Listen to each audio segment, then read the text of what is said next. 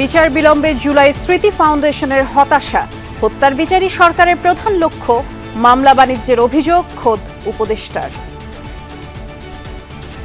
আমরা যদি অন্তত এই বিষয়ে নেগোসিয়েশনে যাই, ছাড় দেই, সেটা আমাদের অন্তর্বর্তীকালীন সরকারের কেউ হোক, আমরা কেউ হই, ফ্যাসিস্ট বিরোধী অন্য রাজনৈতিক দলের যে কেউ হোক। বিচারের প্রত্যাশা এটাকে নিয়ে ব্যবসা শুরু হয়েছে আমাদের সমাজে, এদেরকে আমরা চিহ্নিত করব। পুলিশের মধ্যে যারা অপরাধী তাদের অবশ্যই বিচার হবে বললেন প্রধান উপদেষ্টা। মাঠ প্রশাসনই আসল সরকার, অভ্যুত্থানের চেতনা ধারণ করেই কাজ করতে হবে। নতুন বছরের একটা কর্মপ্রেরণা যে আমরা পূর্ণভাবে সেটা ধারণ করে আমাদের কাজকর্মগুলো করব, যাতে আমরা বুঝি নিজেদের মধ্যে অনুধাবন করি এবং মানুষ বোঝে যে হ্যাঁ একটা কিছু পরিবর্তন হয়েছে।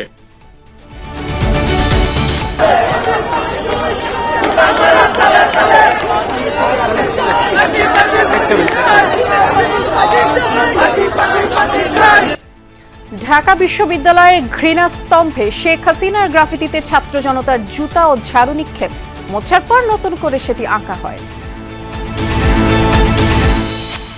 আওয়ামী লীগ আমলের গোপন বন্দিশালার সন্ধান পেল যমুনা টিভি। 16 থেকে 18 সালেই হয় বেশিরভাগ গুম, মিলেছে প্রতিবেশী দেশের সম্পৃক্ততার তথ্য। একটা সহযোগিতা ভারতের ছিল বলে আমরা মনে করি এবং সবাই মনে করে, কারণ ভারতীয় অনেক নিরাপত্তা বাহিনীও বাংলাদেশে কাজ করে। টিকিট না পেয়ে দর্শকদের ক্ষোভ, ভাঙচুর, পুলিশের সাথে ধাওয়া পাল্টা ধাওয়া।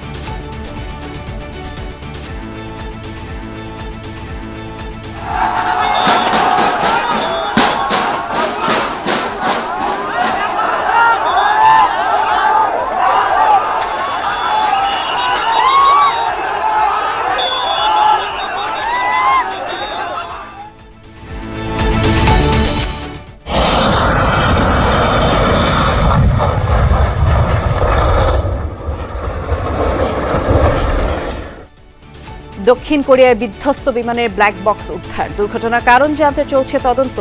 নিহতদের পরিবারের শোকের মাধ্যমে। জুলাই হত্যাকাণ্ড নিয়ে মামলা বাণিজ্য হয়েছে জানিয়ে আইন উপদেষ্টা আসিফ নজরুল জানিয়েছেন তাদের চিহ্নিত করে ব্যবস্থা নেওয়া হবে। সকালে নগর ভবনে ঢাকা বিভাগে আর্থিক সহযোগিতা প্রদান অনুষ্ঠানে একথা তিনি বলেছেন।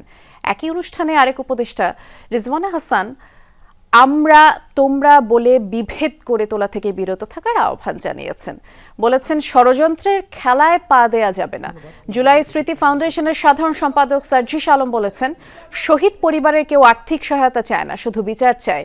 অনুষ্ঠানে বিদ্যুৎ ও জ্বালানি উপদেষ্টা ফাউজুল কবির খান বলেছেন সন্তানদের হত্যার বিচার করা অন্তর্বর্তী সরকারের প্রধান কাজ। আরেক উপদেষ্টা ফরিদ আক্তার জানিয়েছেন এখনও অনেক শহীদ পরিবারের সদস্য হুমকির মুখে রয়েছেন। রাস্তায় লড়াই করে, প্রতিবাদ করে বিপ্লব। ইমাম হাসান তাইমের ভাই।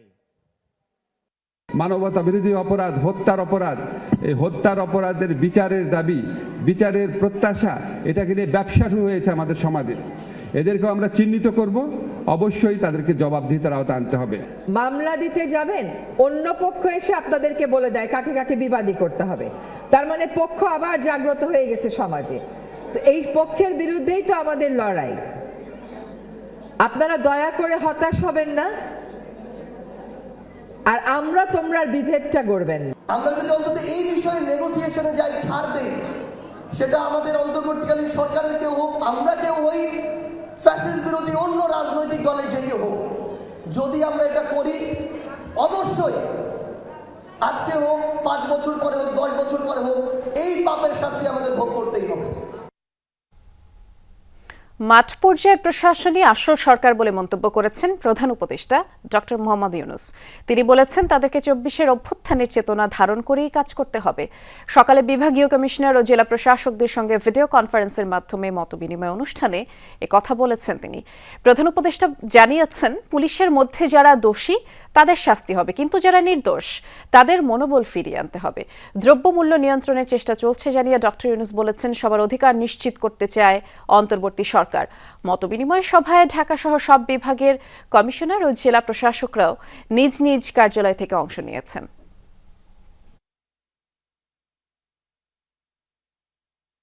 অভ্যুত্থান হয়েছে, তার মধ্যে বহু রকমের ডিস্টারবেন্সেস সৃষ্টি হয়েছে কাজকর্মে। সেই এটার থেকে উত্তরণ করে এখন ফুল স্পিডে অগ্রসর হওয়ার জন্য আমাদেরকে অগ্রসর হওয়ার সময় এসে গেছে। নতুন বছর শুরু হচ্ছে, নতুন বছরের একটা কর্মপ্রেরণা যে আমরা পূর্ণভাবে সেটা ধারণ করে আমাদের কাজকর্মগুলো করব, যাতে আমরা বুঝি নিজেদের মধ্যে অনুধাবন করি এবং মানুষ বোঝে যে হ্যাঁ একটা কিছু পরিবর্তন হয়েছে। মুছে ফেলা ঘৃণাস্তম্ভে নতুন করে শেখ হাসিনার ছবি এঁকে ঝাড়ু ও জুতা নিক্ষেপ কর্মসূচি পালন করছে শিক্ষার্থী ও সাধারণ মানুষ। দুপুরে ঢাকা বিশ্ববিদ্যালয়ের রাজু ভাস্কর্যের সামনে এই কর্মসূচি পালন করেন তারা। জানিয়েছেন, স্বৈরাচার হাসিনার প্রতি ঘৃণা ও ক্ষোভ প্রকাশ করতে এই কর্মসূচি, আর ভবিষ্যতে যেন এ ধরনের স্বৈরাচার সরকার আর জন্ম না নেয় সেই দাবি শিক্ষার্থীদের। বিগত সরকারের মতো ভবিষ্যতেও কেউ ফ্যাসিবাদী আচরণ করলে তাদেরও এমন জুতা মারা হবে।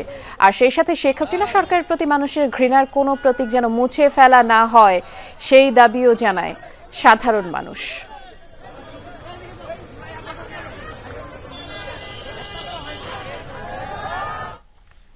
জুলাই আগস্টে গণহত্যার দায়ে শেখ হাসিনাকে ভারত থেকে দেশে ফিরিয়ে এনে বিচারের দাবি জানিয়েছে ছাত্রদল।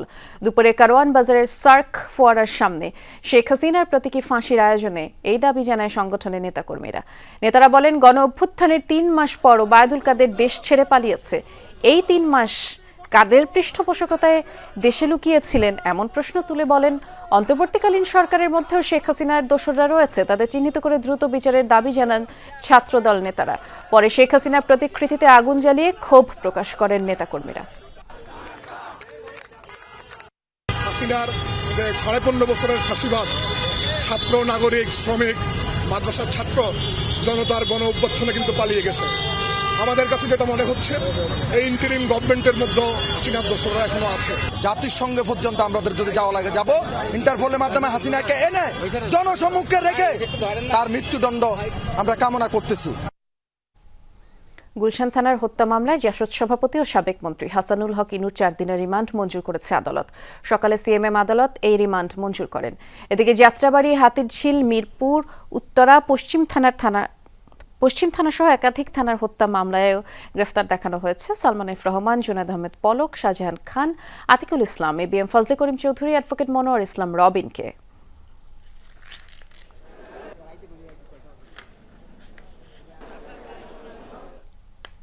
রাজপথের রাজনৈতিক আন্দোলন স্তব্ধ করে দিতেই ঘটে বেশিরভাগ গুমের ঘটনা। সংবিধান রক্ষার অজুহাতে 2014 সালে একপাক্ষিক নির্বাচনে জিতলেও স্বস্তি ছিল না আওয়ামী লীগে। বলা হয়েছিল দ্রুত আরেকটি নির্বাচনের কথা এবং ওই দাবি ভুলিয়ে পরের দফা ক্ষমতা নিশ্চিতে 2016, 17 এবং 18 সালে ইতিহাসের সবচেয়ে বেশি গুমের ঘটনা ঘটানো হয়। নির্মাণ করা হয় গোপন বন্দিশালা। গুম কমিশনের অন্তর্বর্তী প্রতিবেদনের সূত্র ধরে একটি বন্দিশালার খোঁজও পেয়েছে যমুনা টেলিভিশন। তুলে নিয়ে নিখোঁজ করে দেওয়ার ঘটনায় প্রতিবেশী দেশের যোগসাজশের অভিযোগও মিলেছে। সহকর্মী লুৎফর রহমানের ক্যামেরায় আরেক সহকর্মী আল আমিন হক অহনের রিপোর্ট।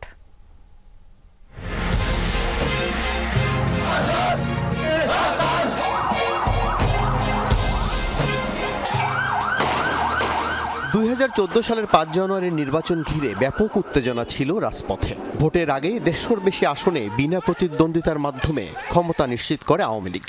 তীব্র ক্ষোভ থেকে কঠোর আন্দোলনে নামে বিরোধীরা। এর পরের বছরগুলোতে বেড়ে যায় আটকের পর নিখোঁজের ঘটনা। আর্কাইভস ভবনে তখনকার পত্রিকাগুলো দিচ্ছে তার সাক্ষ্য। আওয়ামী লীগ সরকারের আমলে 2016, 17 এবং 2018 সালে সবচাইতে বেশি গুমের ঘটনা ঘটেছে। আর্কাইভস ও গ্রন্থাগার অধিদপ্তরের বিভিন্ন পত্রিকা ঘেঁটে আমরা সেই সময়কার বিভিন্ন নিখোঁজের সংবাদ দেখতে পাই। গুম কমিশনের অন্তর্বর্তী প্রতিবেদনে বলা হয়েছে 2009 থেকে 2024 মোট গুমের অভিযোগ 1676টি। এর মধ্যে কমিশন পর্যালোচনা করে 758টি। দেখা যায় 2016 সালে সর্বোচ্চ 130টি, দ্বিতীয় সর্বোচ্চ 2018 সালে 89 এবং 2017 সালে গুমের অভিযোগ মেলে 84টি। যখন অংশগ্রহণ নির্বাচনটা হলো না, তখন মানুষ কি করলো, লেখালেখি শুরু করলো, সভা সমাবেশ আন্দোলন, ছোট ছোট আন্দোলন হলো, রাজনৈতিক দলগুলি তারা ছোট ছোট আন্দোলন করলো এবং রাজনৈতিক দলগুলির মধ্যে যাকে বেশি পরিমাণ থ্রেট মনে হয়েছে তাকে গুমের আওতায় আনা হলো। তারপরে সিভিল সোসাইটির যারা লেখালেখি করে এবং যারা বক্তৃতা বিবৃতি করে তাদের ক্ষেত্রে থ্রেট দেওয়া হলো, অনেক ক্ষেত্রে তাদেরকে রাস্তাঘাট থেকে বাসাবাড়ি থেকে উঠিয়ে নেওয়া হলো। 2015 সালের জানুয়ারি থেকে কিন্তু আমরা দেখলাম পেট্রোল বোমা এটা কিন্তু 3 মাস ধরে চলেছিল এবং ওই সময়টাতে আপনি যে পরিসংখ্যান দিচ্ছেন তাতে করে গুমের ঘটনাগুলো ওই সময়কার, তো তার সাথে একটা যোগসূত্র থাকলেও থাকতে পারে। এই মানবাধিকার লঙ্ঘন কোনোভাবেই এটাকে অনুমোদন করা উচিত না। পরের 2 বছর অর্থাৎ 2017 এবং 2018 সালে এত গুমের ঘটনা কেন ঘটল? বিশ্লেষকরা বলছেন 18 সালে তৃতীয় মেয়াদে ক্ষমতা নিশ্চিত করতে টার্গেট করা হয় অনেককে। নির্বাচনটা কিভাবে হবে সেটা কিন্তু গভর্নমেন্টের একটা স্পেশাল মেকানিজম ছিল। কমিশন মনে করে রাজনৈতিক কারণেই ঘটেছে বেশিরভাগ গুমের ঘটনা। ক্ষমতা ধরে রাখতে বানানো হয় গোপন বন্দিশালা। তেমন একটি বন্দিশালার পাশে আমরা, এই লাল ইটের দেয়াল অসংখ্য আর্তনাদের সাক্ষী।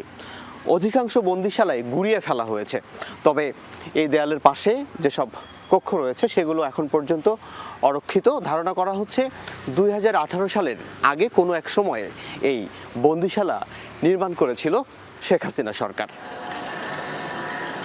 বিভিন্ন সূত্র বলছে এই বন্দিশালায় যাওয়া আসা ছিল বরখাস্ত মেজর জেনারেল জিয়াউল আহসানের। কত পরিমাণ আমি ক্রস ফায়ার করতে পারলাম, কত পরিমাণ গুম করতে পারলাম, কত পরিমাণ আমি এন্টি গভর্নমেন্টের যারা আছে তাদের ভয়েসকে রুগ্ধ করে দিতে পারলাম, তারা কি পরিমাণ অর্থনৈতিক প্রণোদনা পায়, এটা তাদের বেতন কাঠামোর বাইরেও তারা যে সুযোগ সুবিধাগুলি ভোগ করে সেটা হচ্ছে একবার সর্বোচ্চ পর্যায় পর্যন্ত। কমিশনের তদন্তে গুমের ঘটনায় প্রতিবেশী ভারতের সম্পৃক্ততার তথ্যও উঠে আসে। 16 মাস নিখোঁজ থাকার পর এই রহমতুল্লাহ ভারতের কারাগার থেকে মুক্ত হয়ে সম্প্রতি দেশে ফিরেছেন, যেটি মিলে যায় কমিশনের তথ্যের সঙ্গে। মানিকগঞ্জের বালিয়াটি জমিদার বাড়ির খুব কাছাকাছি নিভৃত এই গ্রাম বড়নালাই।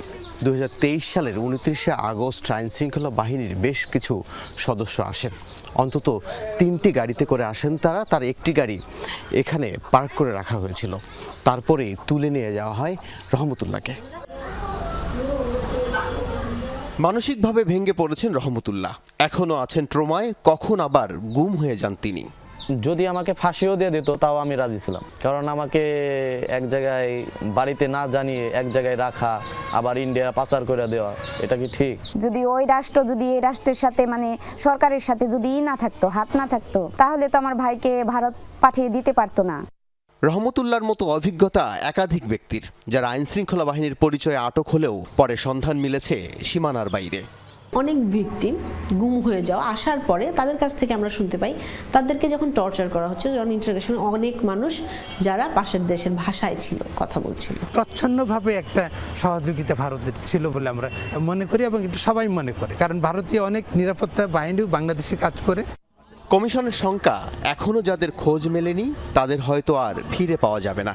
কিন্তু গুমের শিকার প্রিয়জনের ভাগ্যে কি ঘটেছে তা জানতে উদ্গ্রীব স্বজনরা।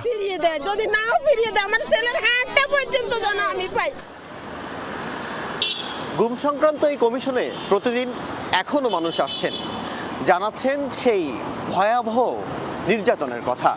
এখন তাদের অপেক্ষা কবে পাবেন বিচার। আল আমিন হক, যমুনা নিউজ, ঢাকা। সরকার কিংবা আদালত আওয়ামী লীগকে নিষিদ্ধ না করলে দলটি নির্বাচন করতে কোনো বাধা নেই বলেছেন প্রধান নির্বাচন কমিশনার এএমএম নাসির উদ্দিন। সকালে চট্টগ্রাম সার্কিট হাউসে আগামী নির্বাচন নিয়ে নির্বাচন কর্মকর্তাদের সাথে মতবিনিময়ে অংশ নেন তিনি। নাসির উদ্দিন বলেছেন, নির্বাচন কমিশন সম্পূর্ণ স্বাধীন, কোনো চাপে নেই। সুষ্ঠু নির্বাচন করতে সব ধরনের ব্যবস্থা নেওয়া হবে। আগামী 6 মাসের মধ্যে ভোটার তালিকা হালনাগাদ করা হবে জানিয়ে সিইসি আরও বলেছেন, এবারে আর আগের মতো ভোট হবে না। 5 আগস্টের পর ভোটের ব্যাপারে জাতীয় ঐক্য সৃষ্টি হয়েছে। রাজনৈতিক কোনো সিদ্ধান্ত যদি না আসে অথবা কোর্ট থেকে যদি কোনো বারণ, তাহলে আমরা তো উইয়ার আনলাম। আমরা তো আমাদের বিধান অনুযায়ী ওনারা তো অলরেডি রেজিস্টার্ড আছে, এটা আমরা ইনহেরিট করেছি ওনাদেরকে, তো আমরা তো ওইভাবে নিজেরা আমরা তো আর বাদ দিতে পারবো না। এর আগে বিপিএল এর টিকিট সংগ্রহ নিয়ে বিশৃঙ্খলা তৈরি হয়েছে। টিকিট প্রত্যাশীরা টিকিট না পেয়ে ক্ষুব্ধ হয়ে ওঠেন। সকাল থেকেই বুথগুলোর সামনে জড়ো হতে থাকেন তারা। পরে টিকিট সোল্ড আউটের ঘোষণা এলে ক্ষিপ্ত হয় উপস্থিত দর্শকরা। রাস্তা বন্ধ করে ক্ষোভ প্রকাশ করতে থাকেন তারা। এক পর্যায়ে বিসিবির মূল ফটক ভেঙে ফেলেন। বিপিএল ঘিরে গেটের সামনের বিভিন্ন ব্যানার আর প্ল্যাকার্ডও ভেঙে ফেলেন তারা। আর সেই ভাঙা কাঠ নিয়ে আবার গেটে আক্রমণ করেন দর্শকরা। আর তখনই মিরপুরে চরম বিশৃঙ্খলা তৈরি হয়। পরিস্থিতি শান্ত করতে হিমশিম খেতে হয় আইন শৃঙ্খলা বাহিনীকে। পরে বিসিবির নিজস্ব নিরাপত্তা কর্মীরা বের হয়ে দর্শকদের ধাওয়া দেয়, আর সেই সময় অনেকেই পড়ে যায়, আহত হয়। সেনাবাহিনী ও পুলিশ এসে পরে পরিস্থিতি নিয়ন্ত্রণে আনে। কালোবাজারি বন্ধে সর্বোচ্চ পদক্ষেপ নেওয়ার তাগিদ জানিয়েছে সাধারণ দর্শক।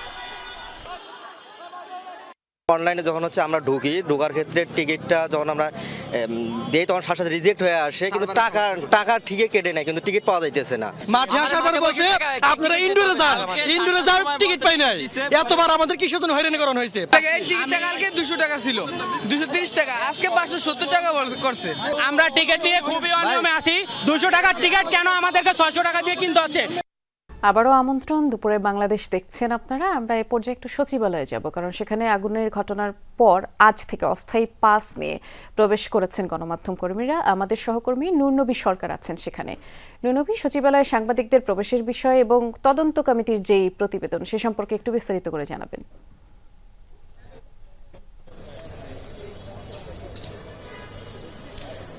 সচিবালয়ে সাংবাদিকরা প্রায় 4 দিন পরে 5 দিনের মাথায় এই অপরাহ্নে এসে প্রবেশ করতে পেরেছেন। অস্থায়ী তালিকা যেটি তৈরি করা হয়েছে সেটির ভিত্তিতে প্রবেশ করতে পেরেছেন এবং সচিবালয়ের ভেতরে প্রবেশ করে আমরা যেটি দেখলাম সেটি হচ্ছে যে ভেতরে কোনো গাড়ি নেই।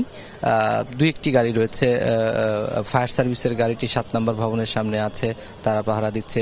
7 নম্বর ভবনটি এখনো পর্যন্ত কলাপসিবল গেট লাগিয়ে দেওয়া হয়েছে এবং আইন শৃঙ্খলা রক্ষাকারী বাহিনীর সদস্যরা সেখানে মোতায়েন রয়েছেন এবং এই ভবনের আশেপাশে যে অগ্নিকাণ্ডে ক্ষতিগ্রস্ত যে ছাই এবং অন্যান্য ভগ্নাংশগুলো ছিল, পরিত্যক্ত অংশগুলো ছিল, আবর্জনাগুলো ছিল, সেগুলো পরিষ্কার পরিচ্ছন্ন করা হয়েছে এবং এখনো কাঁচের টুকরা কিছু এখনো পড়ে থাকতে দেখছি, কারণ এখনো উপরে কাঁচ টাচ রয়েছে, সেখান থেকে নিচে পড়ছে। আর সচিবালয়ের স্বাভাবিক কার্যক্রম সেই অর্থে চলছে না বলাই যেতে পারে, কারণ যেহেতু দর্শনার্থী নেই এবং 5টি বড় গুরুত্বপূর্ণ মন্ত্রণালয় আসলে ক্ষতিগ্রস্ত হয়েছে, তারা অন্যত্র তারা অফিস শুরু করেছে সাময়িকভাবে। সবকিছু মিলে সচিবালয়ের কার্যক্রম, জরুরি কার্যক্রম, স্বাভাবিক কার্যক্রম চলছে, কিন্তু পুরো দমে যে কর্মোদ্যম সেটি কিন্তু আমরা দেখতে পাচ্ছি না। আর সাংবাদিকরা এরকম অস্থায়ী পাস নিয়ে ঢুকতে পারবেন, তাদের স্থায়ীভাবে কার্ড না দেওয়া পর্যন্ত, এরকম কথা কিন্তু মন্ত্রণালয়ের পক্ষ থেকে বলা হয়েছে। আর সচিবালয়ের যে আগুনে ক্ষতিগ্রস্ত হওয়ার পরে যে প্রতিবেদন তদন্ত কমিটি গঠন করা হয়েছিল, তাদের প্রতিবেদন জমা দেওয়ার দিন আজ ধার্য রয়েছে। প্রাথমিক প্রতিবেদন সেটি প্রধান উপদেষ্টার কার্যালয়ে জমা দেওয়া হবে। এরপরে সেখানে আনুষ্ঠানিকভাবে ব্রিফিং করা হবে নাকি এখানে করা হবে সেটি আমাদেরকে এখনো পর্যন্ত অবহিত করা হয় নাই, আমরা জানার চেষ্টা করছি। আর সচিবালয়ের প্রবেশ নিয়ে বা নিরাপত্তা ব্যবস্থা আগের থেকে খুব বেশি জোরদার করা হয়েছে এবং ক্ষতিগ্রস্ত হওয়ার পরে যা হওয়ার কথা সেরকম নিরাপত্তা ব্যবস্থা নিয়েছে। এখন এই ভবনগুলো, এই ভবনের যে বাকি অফিসগুলো আছে সেই বিষয়ে এখনো পর্যন্ত সিদ্ধান্ত নেওয়া হয়নি, কারণ এখনো পর্যন্ত ক্রাইম সিন হিসেবে হয়তো রাখা হয়েছে, আমরা দেখতে পাচ্ছি। তো এখনকার মতো এতটুকুই ছিল সচিবালয় থেকে। ধন্যবাদ নূরনবী। নীলফামারীতে 2014 সালে র্যাবের ক্রসফায়ারে নিহত বিএনপি নেতা গোলাম রব্বানীর পরিবারকে নতুন বাড়ি উপহার দিচ্ছে আমরা বিএনপি পরিবার। আর এই উপলক্ষে লক্ষ্মীচাপ ইউনিয়নের দ্বিমুখী দাখিল মাদ্রাসা প্রাঙ্গণে আয়োজিত অনুষ্ঠানে ভার্চুয়ালি যোগ দেবেন দলের ভারপ্রাপ্ত চেয়ারম্যান তারেক রহমান। এরই মধ্যে অনুষ্ঠানে সমবেত হতে শুরু করেছেন বিএনপি ও সহযোগী সংগঠনের নেতাকর্মীরা। উপস্থিত থাকবেন দলের সিনিয়র যুগ্ম মহাসচিব রিজভী আহমেদ, রংপুর বিভাগীয় সাংগঠনিক সম্পাদক আসাদুল হাবিব দুলু সহ কেন্দ্রীয় নেতৃবৃন্দ। গোলাম রব্বানীর স্ত্রীর হাতে নতুন বাড়ির চাবি হস্তান্তর করা হবে। 2014 সালে র্যাবের ক্রসফায়ারে নিহত হন লক্ষ্মীচাপ ইউনিয়ন বিএনপির সাংগঠনিক সম্পাদক গোলাম রব্বানী।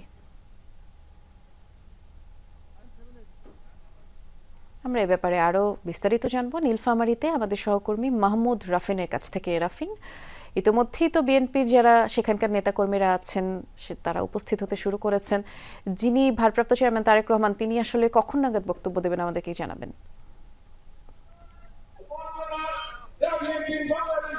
বিএনপির ভারপ্রাপ্ত চেয়ারম্যান জনাব তারেক রহমান বক্তব্য দিবেন বিকেল 4টার পরপরেই। ইতিমধ্যে কেন্দ্রীয় নেতৃবৃন্দ এই সমাবেশস্থলে আসতে শুরু করেছেন। মূলত 2013 সালের 14 ডিসেম্বর স্থানীয় রাজনৈতিক উদ্বুদ্ধ পরিস্থিতির সময়ে তৎকালীন সংসদ সদস্য আসাদুজ্জামান নূরের নেতৃত্বে একটি সন্ত্রাসী বাহিনী কিন্তু এসে ইউনিয়ন বিএনপির সাংগঠনিক সম্পাদক গোলাম রব্বানী বাড়িতে এসে প্রথমে ভাঙচুর করে এবং অগ্নিসংযোগ করে। এই ঘটনায় কিন্তু অন্তত 4 জন ওই স্থলে স্থানীয়দের সাথে সংঘর্ষে নিহত হয়। এই ঘটনাকে কেন্দ্র করে পরবর্তীতে পুলিশ বাদী হয়ে একটি মামলা দায়ের করে, যেই মামলার প্রধান আসামি গোলাম রব্বানীকে ক্রস ফায়ারে র্যাব হত্যা করেছে বলে এই পরিবারের অভিযোগ। এবং আজকে এই র্যাবের ক্রস ফায়ারে নিহত গোলাম রব্বানীর পরিবারের কাছে আমরা বিএনপি পরিবারের পক্ষ থেকে একটি নতুন বাড়ি নির্মাণ করে দেওয়া হচ্ছে। এই নির্মিত এই বাড়ির চেক হস্তান্তর করা হবে। এই অনুষ্ঠানে আজকে প্রধান অতিথি হিসেবে ভার্চুয়ালি যুক্ত থাকবেন বিএনপির ভারপ্রাপ্ত চেয়ারম্যান জনাব তারেক রহমান এবং বিএনপি সিনিয়র যুগ্ম মহাসচিব রুহুল কবির রিজভী, রংপুর বিভাগীয় যে সাংগঠনিক সম্পাদক আসাদুল ওহেব দুলি সহ বিএনপির কেন্দ্রীয় নেতৃবৃন্দ এখানে আছেন। আমরা বিএনপি পরিবারের সভাপতি আতিকুর রহমান রুমনের সভাপতিত্বে এই অনুষ্ঠানে রংপুর বিভাগের বিএনপি এবং অঙ্গ সংগঠনের নেতৃবৃন্দ সহ নীলফামারী জেলা এবং নীলফামারীর বিভিন্ন উপজেলার বিএনপি এবং অঙ্গ সংগঠনের নেতৃবৃন্দ দুপুর 12টার পর থেকেই এখানে উপস্থিত হতে শুরু করেছেন। এখনো বেশ কয়েকটি সম্প্রতি মিছিল চলে আসলো এবং বিভিন্ন অঙ্গ সংগঠনের মিছিল আসছে। ইতিমধ্যে এখানে 20,000-এরও বেশি জনসমাগম হয়েছে। এই অনুষ্ঠান শেষে বিএনপির ভারপ্রাপ্ত চেয়ারম্যান তারেক রহমান ভার্চুয়ালি যুক্ত থেকে প্রধান অতিথির বক্তব্য রেখে নিহত গোলাম রব্বানীর স্ত্রী শাহনাজ পারভীন হাতে এই বাড়ির চেক হস্তান্তর করবেন। একই সাথে কিন্তু শহীদ পরিবারদের কাছে চেক বিতরণ করা হবে। বৃষ্টি, তার উপস্থিতিতে এই চেক বিতরণ করা হবে এবং বাড়ির চাবি হস্তান্তর করা হবে, সেটি বোঝানোর চেষ্টা করছিল। ধন্যবাদ রাফিন। 5 আগস্টের পর দেশ স্বাধীন ও মুক্ত হয়েছে, আগামী বাংলাদেশ যুবকদের হাতে নিরাপদ। দিনাজপুরে কথা বলেছেন জামায়াতের আমির ডাক্তার শফিকুর রহমান। সকালে বীরগঞ্জ সরকারি কলেজ মাঠে পথসভায় শফিকুর রহমান আরও বলেছেন, জামায়াত ক্ষমতায় গেলে কল্যাণ রাষ্ট্র প্রতিষ্ঠা করা হবে, যে রাষ্ট্রে থাকবে না কোনো বৈষম্য, চাঁদাবাজি ও দুর্নীতি। মাইনরিটি মেজরিটি নয়, এই দেশের সকল ধর্মের মানুষের সমান অধিকার রয়েছে। পথসভা শেষে ঠাকুরগাঁয়ের উদ্দেশ্যে রওনা হন জামায়াতের আমির, আর সেখানে কর্মী সম্মেলনে যোগ দেবেন ডাক্তার শফিকুর।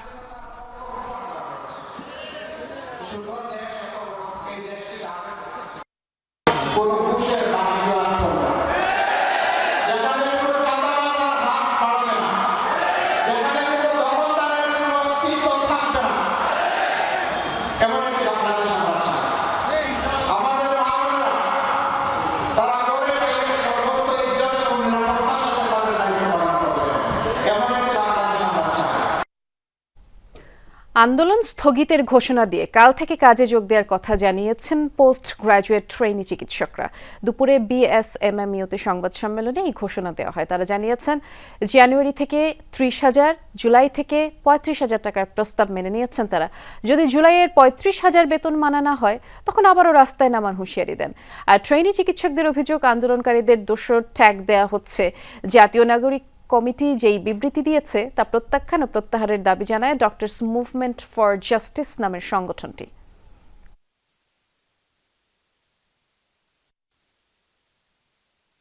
জুলাই থেকে 35,000 টাকা এবং জানুয়ারি থেকে 30,000 টাকা, এইটা মানছি। আগামীকাল 8টা থেকে আমরা কাজে ফিরব। তবে কোনো কারণে যদি এই 35,000 টাকা যেটা জুলাই থেকে বাস্তবায়ন হচ্ছে, সেটা যদি বাস্তবায়ন করা না হয়, তাহলে আমরা পোস্ট গ্রাজুয়েট ট্রেনিং চিকিৎসকরা আবারও রাস্তায় নামতে বাধ্য হব। মানিকগঞ্জে আলাদা স্থান থেকে অজ্ঞাত 2 ব্যক্তির মরদেহ উদ্ধার করেছে পুলিশ। সকালে মানিকগঞ্জ বাসস্ট্যান্ড ও সদর উপজেলার পুলিশ ক্যাম্প এলাকা থেকে মরদেহ দুটি উদ্ধার করা হয়। পুলিশ জানায়, বাসস্ট্যান্ড এলাকায় একটি পিঠা বিক্রির খোলা দোকানে আনুমানিক 50 বছরের এক ব্যক্তির মরদেহ দেখতে পেয়ে পুলিশে খবর দেন স্থানীয়রা। এছাড়া জাগির পুলিশ ক্যাম্প এলাকায় ভাড়া বাসা থেকে এক যুবকের অর্ধগলিত মরদেহ উদ্ধার করা হয়। এলাকাবাসী জানায়, গত 22 ডিসেম্বর ওই যুবক সহ 3 জন ঘরটি ভাড়া নিয়েছিলেন, কিন্তু পরদিন থেকেই রুমে তালা ঝুলছিল। সকালে দুর্গন্ধের উৎস খুঁজতে গিয়ে ঘরের মেঝেতে অর্ধগলিত মরদেহ দেখে প্রতিবেশীরা পুলিশকে খবর দেয়। অজ্ঞাত 2 মরদেহের পরিচয় শনাক্ত, ঘটনার রহস্য উন্মোচনে কাজ করছে পুলিশ। কক্সবাজারের টেকনাফে বন বিভাগের কাজে নিয়োজিত 19 শ্রমিককে অপহরণ করেছে দুর্বৃত্তরা। সকালে জাদিমুরার পাহাড়ি এলাকা থেকে তাদেরকে অপহরণ করা হয়, আর বিষয়টি নিশ্চিত করেছেন টেকনাফ উপজেলা নির্বাহী কর্মকর্তা শেখ এহসান উদ্দিন। তিনি জানিয়েছেন, বন বিভাগের অধীনে ১৯ জন কর্মী সকালে পাহাড়ে কাজ করতে যান। এ সময় সশস্ত্র কিছু লোক তাদেরকে ধরে নিয়ে যায়। অপহৃতদের উদ্ধারে আইনশৃঙ্খলা বাহিনী কাজ করছে। টেকনাফ মডেল থানার ওসি গিয়াসউদ্দিন বলেছেন, অপহরণের শিকার শ্রমিকদের পরিচয় জানা গেছে, তাদের উদ্ধারের চেষ্টা চলছে। আমাদের জাদিমুড়ার পশ্চিমে যে পাহাড় আছে সেখান থেকে বন বিভাগের শ্রমিকরা কাজ করছিল, সেখানে বেশ কয়েকজন শ্রমিককে আসলে অপহরণ করে নিয়ে যাওয়া হয়েছে। স্থানীয়ভাবে সূত্রে আমরা জানতে পেরেছি যে এটা 17 থেকে 19 জনের মধ্যে আছে। এখনো পর্যন্ত আমরা 17 জনের নাম পেয়েছি। বেপরোয়া গতি আর ওভারটেকিংয়ে ঝুঁকিপূর্ণ হয়ে উঠেছে ঢাকা মাওয়া এক্সপ্রেসওয়ে। প্রায় দুর্ঘটনা ঘটছে।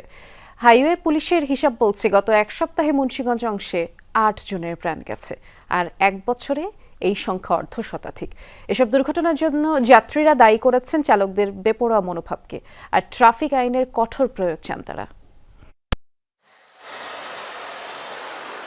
ঢাকা মাওয়া মহাসড়ক দ্রুত গতিতে যান চলাচলে দেশের প্রথম এক্সপ্রেসওয়ে। 4 লেনের মূল এক্সপ্রেসওয়ের পাশে আরো 4 লেনের সার্ভিস সড়ক। এছাড়াও আছে ফ্লাইওভার, আন্ডারপাস, ইন্টারচেঞ্জ, ওভারব্রিজ। এর মধ্যেও প্রায় ঘটে ছোট বড় দুর্ঘটনা।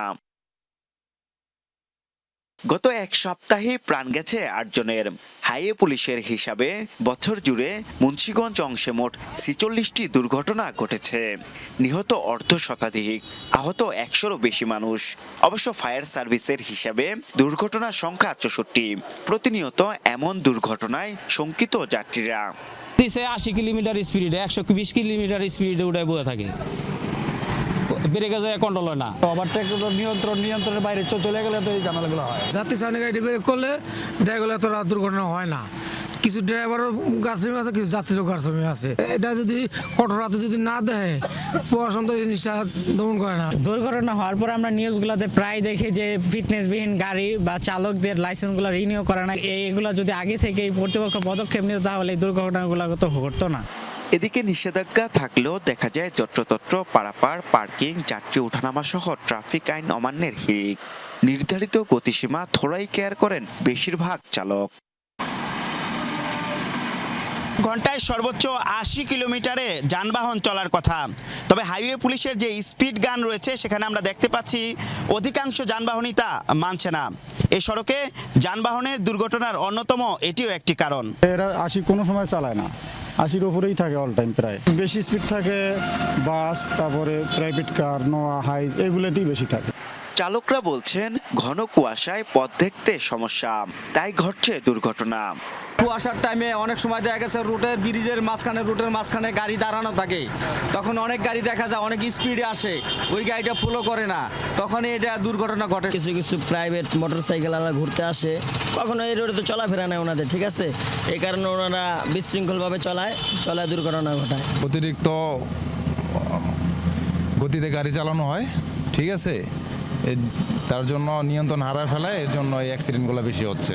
দুর্ঘটনা এড়াতে নিয়ম মানার আহ্বান ফায়ার সার্ভিসের। আর হাইওয়ে পুলিশ বলছে, আইন অমান্যকারীদের বিরুদ্ধে ব্যবস্থা নেওয়ার কথা।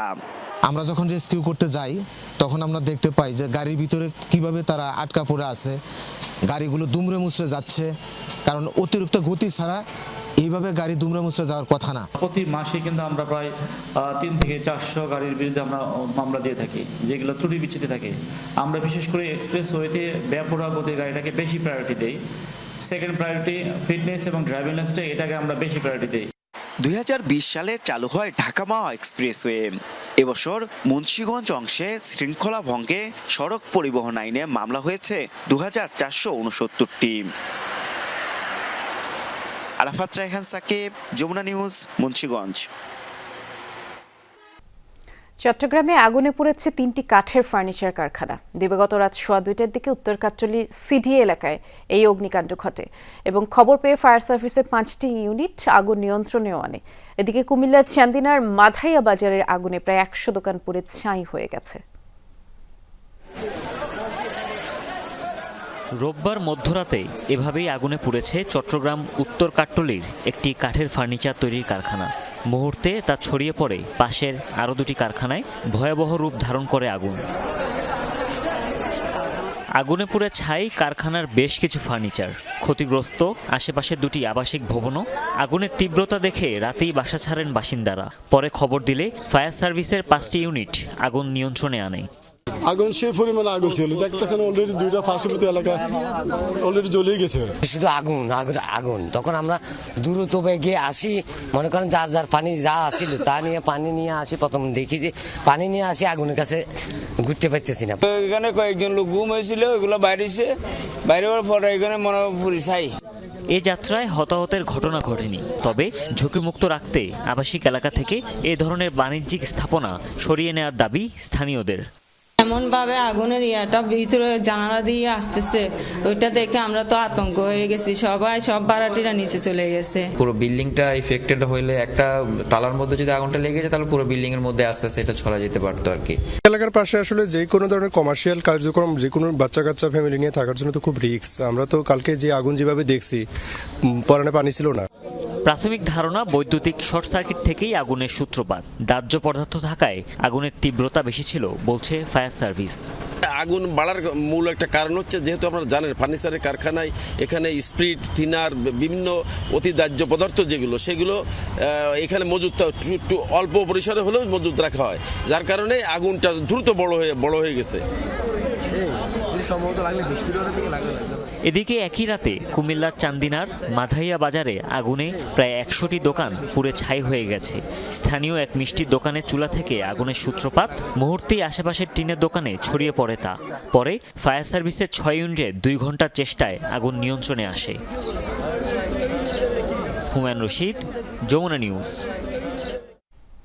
ভেজাল নিয়ন্ত্রণ ও স্বাস্থ্যকর খাদ্য নিশ্চিত করার লক্ষ্যে সেমিনারের আয়োজন করেছে বাংলাদেশ নিরাপদ খাদ্য কর্তৃপক্ষ। সকালে রাজধানী কাজী নজরুল ইসলাম সড়কে নিরাপদ খাদ্য কর্তৃপক্ষের প্রশিক্ষণ কক্ষে এই সেমিনারটি অনুষ্ঠিত হয়। নিরাপদ খাদ্য কর্তৃপক্ষের চেয়ারম্যান জাকারিয়া বলেছেন, দেশের 18 কোটি মানুষের 3 বেলার খাদ্য নিরাপত্তা নিশ্চিত করা এই প্রতিষ্ঠানটির কাজ। সেমিনারে মূল প্রবন্ধ উপস্থাপন করেন ঢাকা বিশ্ববিদ্যালয়ের খাদ্য পুষ্টি ইনস্টিটিউটের অধ্যাপক ডক্টর রুহুল আমিন। আয়োজনে কাঁচা শাকসবজি, ফলমূলের নিরাপত্তায় প্রয়োজনীয় ব্যবস্থা গ্রহণ ও প্রক্রিয়াজাত খাবারের নিরাপত্তার বিষয়ে আলোচনা হয়। বিধ্বস্ত হওয়ার আগ মুহূর্তে পাখির ঝাঁকের সাথে সংঘর্ষের কথা কন্ট্রোল টাওয়ারকে জানিয়েছিল দক্ষিণ কোরিয়ায় দুর্ঘটনা কবলিত উড়োজাহাজটির পাইলট। প্রাথমিক তদন্তের পর এমনটি জানিয়েছে দক্ষিণ কোরিয়া কর্তৃপক্ষ। ক্র্যাশ ল্যান্ডিং করার আগে বিমানটিতে জরুরি অবস্থার ঘোষণাও দেন পাইলটরা। এদিকে বিধ্বস্ত বিমানের ব্ল্যাক বক্স থেকে তথ্য সংগ্রহ করতে প্রায় 1 মাস সময় লাগবে বলে সিওল জানিয়েছে। রোববার দক্ষিণ কোরিয়ার সময় সকাল 9টার দিকে ব্যর্থ অবতরণের পর রানওয়ের কাছে একটি দেয়ালে আঘাত হানে জেজওয়ারের একটি ফ্লাইট। মুহূর্তেই অগ্নিগোলকে পরিণত হয় উড়োজাহাজটি। পরপর কয়েকটি বিস্ফোরণে বিধ্বস্ত হয় বিমান, প্রাণ যায় 179 জনের। ভয়াবহ এই দুর্ঘটনা সম্পর্কে এবার জানা গেল নতুন তথ্য। বিধ্বস্ত হওয়ার ঠিক আগ মুহূর্তে পাখির ঝাঁকের সাথে সংঘর্ষের কথা এয়ার ট্রাফিক কন্ট্রোলারকে জানিয়েছিল বিমানটির পাইলট। এরপরই উড়োজাহাজটিতে মেইডে ঘোষণা করে পাইলটরা। এর আগে অবশ্য উড়োজাহাজটিকে পাখির ঝাঁকের বিষয়ে সতর্ক করেছিল এয়ারপোর্ট কর্তৃপক্ষ। 8:59 পাখির ঝাঁকের চলাফেরার বিষয়ে পাইলটকে সতর্ক করে কন্ট্রোল টাওয়ার। এরপর মুহূর্তেই ঝাঁকের সাথে সংঘর্ষের কারণে উড়োজাহাজে জরুরি অবস্থা ঘোষণা দেন পাইলট। কর্তৃপক্ষের ধারণা আরেকটু সময় পেলে কমানো যেত ক্ষয়ক্ষতির পরিমাণ, প্রস্তুত রাখা যেত উদ্ধারকারী বাহিনীকে। এদিকে ধ্বংসাবশেষ থেকে উদ্ধার করা হয়েছে বিমানের black box, flight data recorder সহ ককপিট ভয়েস রেকর্ডার। প্রাথমিকভাবে তা যাচাই করছে তদন্তকারী সংস্থা, যেখান থেকে পুরোপুরি তথ্য উদ্ধার করতে 1 মাসের মতো সময় লেগে যেতে পারে। যৌথভাবে কাজ করবে ওয়াশিংটন, সিওল। বিশেষ তদন্তের সিদ্ধান্ত নিয়েছে কর্তৃপক্ষ। বিমানের যে ব্ল্যাক বক্স উদ্ধার করা হয়েছে তা বিশ্লেষণের জন্য শিগগিরই পরীক্ষাগারে পাঠানো হবে। দুর্ঘটনা তদন্তে আমাদের সাথে মার্কিন পরিবহন নিরাপত্তা বোর্ডও কাজ করবে। দক্ষিণ কোরিয়ার ইতিহাসে ভয়াবহ এই দুর্ঘটনায় নিহতদের প্রতি শ্রদ্ধা জানিয়ে 7 দিনের রাষ্ট্রীয় শোক ঘোষণা করেছে দেশটি। অনিক রহমান, যমুনা নিউজ। 1 সপ্তাহে গাজার শরণার্থী শিবিরগুলোয় হাইপোথার্মিয়ায় 5 নবজাতকের মৃত্যু হয়েছে। এই তথ্যটি নিশ্চিত করেছে গাজার স্বাস্থ্য বিভাগ। শীত ও বৃষ্টির তাণ্ডব একই সাথে শুরু হয়েছে ওই উপত্যকাটিতে। রাতে 10 ডিগ্রি সেলসিয়াসের নিচে নেমে আসে তাপমাত্রা। এর ফলে বসবাসের অযোগ্য হয়ে উঠেছে কাপড় ও নাইলনের তৈরি দুর্বল শরণার্থী শিবিরের তাঁবুগুলো। শীত নিবারণের জন্য পর্যাপ্ত শীতবস্ত্র নেই, এমন অবস্থায় নবজাতক সন্তানদের নিয়ে চরম দুর্ভোগে পড়েছেন বাবা মা। প্রয়োজনীয় উষ্ণতার অভাবে শীতে শিশুরা মারা যাচ্ছে। আর হাসপাতালে বিদ্যুৎ সরবরাহ বিচ্ছিন্ন থাকায় অকার্যকর ইনকিউবেটর। গাজায় 15 মাসের ইসরায়েলি আগ্রাসনে বাস্তুচ্যুত হয়েছে 90% মানুষ। মারা গেছেন যুক্তরাষ্ট্রের 39তম প্রেসিডেন্ট জিমি কার্টার। রোববার জর্জিয়ার প্লেন্স শহরে নিজ বাড়িতে শেষ নিঃশ্বাস ত্যাগ করেন তিনি। বয়স হয়েছিল 100 বছর। জিমি কার্টারের মৃত্যুর সংবাদ নিশ্চিত করেছে তার প্রতিষ্ঠিত সেবামূলক সংস্থা কার্টার সেন্টার। গত কয়েক বছর ধরেই মেলানোমা নামক জটিল রোগে ভুগছিলেন জিমি, যা ছড়িয়ে পড়ে তার লিভার ও মস্তিষ্কে। তবে রোগ নিরাময়ে হাসপাতালে ভর্তি হওয়ার বদলে পরিবারের কাছেই থাকতে চেয়েছিলেন জিমি। শেষ দিনগুলোয় বাড়িতেই চিকিৎসা নিতেন তিনি। 1977 সাল থেকে 1981 সাল পর্যন্ত প্রেসিডেন্টের দায়িত্ব পালন করেন ডেমোক্র্যাট দলীয় এই নেতা। আর আন্তর্জাতিক সংঘাত নিরসন, মানবাধিকার, আর্থসামাজিক উন্নয়নে অবদান রাখায় 2002 সালে নোবেল পুরস্কার পান জিমি কার্টার।